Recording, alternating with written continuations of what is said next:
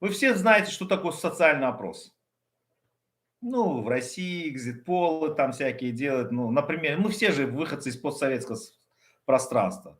В Турции, может быть, тоже делают социальные опросы.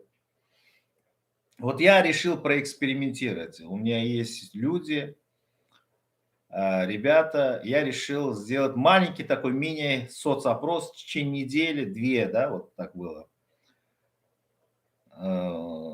От возраста от 30 и ну, до 18 лет. Даже не 30, а 27, так скажем так. Вот так.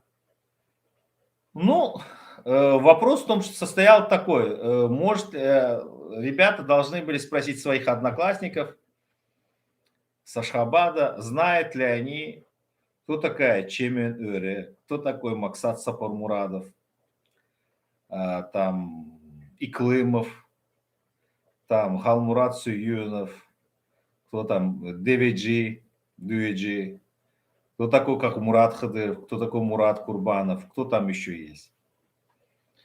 В подавляющем большинстве молодежь, к вашему сведению, скажем так, об этих лицах ничего не знает. Абсолютно. Про ДВТ еще там. Есть, знаете ли, в общем, к большому сожалению, про этих лиц, включая вашего покорного слугу, никто не знает в Туркменистане.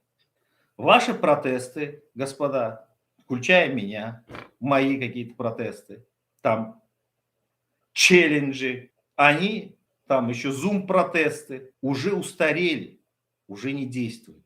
Ваше возмущение в масках, яшмак по-туркменски, ни на кого не действует. Вот я к чему это говорю?